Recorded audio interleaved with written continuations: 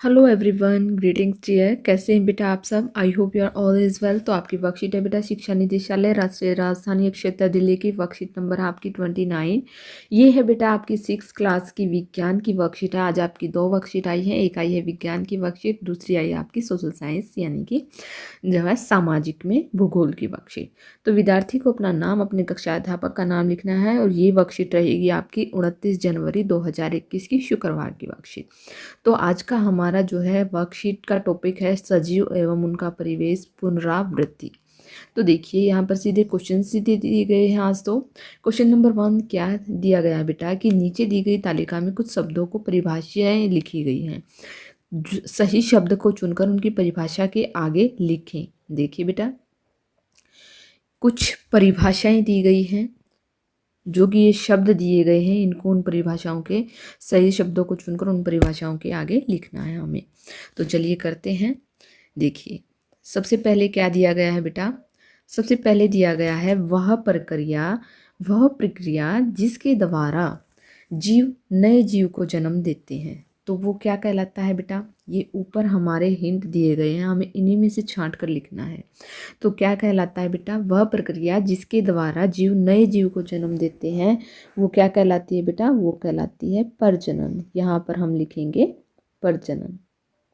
देखिए सेकंड है बेटा वह जानवर जो अपने भोजन के लिए दूसरे जानवरों को मारता है। सेकंड क्या है बेटा? वह जानवर जो अपने भोजन के लिए दूसरे जानवरों को मारता है। तो क्या लिखेंगे हम यहाँ पर? हम लिखेंगे शिकारी। क्या लिखेंगे बेटा? शिकारी। देखिए दूसरे पर लिखेंगे शिकारी, फर्स्ट पर लिखेंगे हम जो है प्रजनन। नेक्स्ट है वह परिवेश जिसमें जीव रहते हैं। तो क्या कहलाता है? वह आवास। थर्ड होगा बेटा हमारा आवास। तो यहाँ पर हम लिखेंगे आवास। जहाँ पर जीव रहते हैं वो क्या होगा बेटा? परिवेश, आवास। फोर्थ है बेटा हमारा कि जो है वह जीव जो अपने जैसे जीवों को जन्म देते हैं। तो क्या होते हैं वो? स्तनधारी। क्या होते हैं बेटा? स्तनधारी। स्तनधारी जीव अपने जैसे जीवों को जन्म देते हैं। तो यहाँ पर फोर्थ का हो जाएगा हमारा ये स्तनधारी। आगे वह जानवर जो दूसरे जानवर द्वारा भोजन के लिए मारा जाता है। तो क्या हो जाता है? वो शिकार हो जाता है। तो हम यहाँ पर लिखेंगे शिकार। क्या लिखेंगे बेटा? शिकार, क्योंकि वो तो किसी और का शिकार हो जाता है, शिकारी का शिकार हो जाता है। 6 है बेटा हमारा कि वह विशिष्ट संरचना अथवा स्वभाव की उपस्थिति जिसके कारण पौधे अथवा जंतु उस परिवेश में रहने के योग्य बनते हैं। तो क्या हो जाता है बेटा? हमारा 6 का रहेगा अनुकूलन। तो हम यहाँ लिखेंगे अनुकूलन। आगे है बेटा 7 है वह प्रक्रिया जिसके द्वारा सभी जीव जंतु अपने शरीर में पैदा होने वाले अवांछनीय पदार्थ को अपने शरीर से बाहर निकालते हैं। तो वो क्या कहलाता है बेटा? वो कहलाता है उत्सर्जन। क्या कहलाता है बेटा? उत्सर्जन। तो हमारा 7 पर होगा उत्सर्जन। तो आई होप बेटा आपको समझ में आ गया होगा। आगे चलते हैं। देखिए यहाँ पर है, इसके बाद है उद्दीपन। देखिए सभी जीव अचानक हुए परिवर्तन पर अनुक्रिया करते हैं। वातावरण में होने वाले इन परिवर्तनों को क्या कहा जाता है? उद्दीपन कहा जाता है। तो देखिए बेटा जब जीव अचानक हुए परिवर्तन पर अनुक्रिया करते हैं, यानी कि देखिए कोई भी जैसे कि कोई भी जंतु है, उस पर कोई भी जंतु दूसरा जंतु अटैक करता है, एकदम से जो है उसको क्या निकलती है? चिल्लाहट निकलती है, या कुछ भी ऐसी घटना होती है जिस पर वो अनुक्रिया करते हैं। जैसे डोगी होता है, वो उसको अगर हम जैसे खाना डालते हैं या कुछ करते हैं, उसको प्यार से बोलते हैं, तो वो क्या करता है? अपनी पूँछ हिलाता है। तो वो क्या करता है? एक अनुक्रिया करता है। आगे है बेटा सभी जीव जंतु परिवर्तन के प्रति अनुक्रिया करते हैं।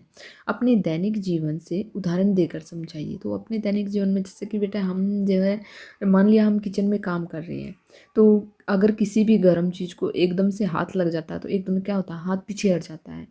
या हमारा किसी नुकीली चीज़ को सिर लग जाता है या पैर लग जाता है, एकदम से चिल्लाहट, मुंह से चिल्लाहट निकलती है, तो हम पीछे हट जाते हैं ना, दर्द होता है ना। तो यही कुछ होता है अचानक जो है हमारे जीवन में कुछ भी परिवर्तन होने से। तो चलिए बेटा करते हैं इसका आंसर। तो देखिए हम करेंगे इसका आंसर कि हमारे दैनिक जीवन में देखिए हमारे दैनिक जीवन में यदि हम किसी नुकीली चीज़ को या गर्म वस्तु को छूते हैं तो हमारा हाथ या हमारे शरीर का कोई भी अंग अचानक से पीछे हट जाता है। यह क्या कहलाता है? यह उद्दीपन का एक उदाहरण हम यहाँ पर लिख सकते हैं। यह उद्दीपन का एक उदाहरण है। ऐसे भी लिख सकते हैं या यह उद्दीपन कहलाता है, आप ऐसे भी लिख सकते हैं। आगे देखिए बेटा, आगे वर्कशीट में क्या दिया गया है कि मिलान कीजिए। यहाँ पर क्रम संख्या 1 2 3 4 5 6 और जो है किस क और ख में मिलान करना है। अजैविक घटक, अजैविक घटक कौन से होते हैं बेटा? देखिए अजैविक घटक होते हैं हमारे मिट्टी, हवा, पानी। ऊंट, ऊंट क्या है बेटा? एक मरुस्थलीय क्या है? पौधे और जंतु है? नहीं। मरुस्थलीय पौधा है? नहीं। ये मिट्टी हवा हमारा हो गया। स्थलीय पौधा है? नहीं। मरुस्थलीय आवास, हाँ हम लिख सकते हैं। ऊंट क्या है बेटा? मरुस्थलीय आवास है। आगे है बेटा कैक्टस, कैक्टस क्या है? मरुस्थलीय पौधा है। कुत्ता, कुत्ता क्या है बेटा? स्थलीय आवास है। जैविक घटक कौन से होते हैं? पौधे और जंतु। आगे है बेटा नींबू, नींबू क्या है बेटा? एक स्थलीय पौधा है। तो यहाँ पर हो गई बेटा आपकी वर्कशीट कंप्लीट। आई होप आपको समझ में आ गई होगी। अगर आपको वीडियो अच्छी लगी तो please like share and subscribe करना ना भूलें। थैंक यू बेटा, थैंक्स फॉर वॉचिंग।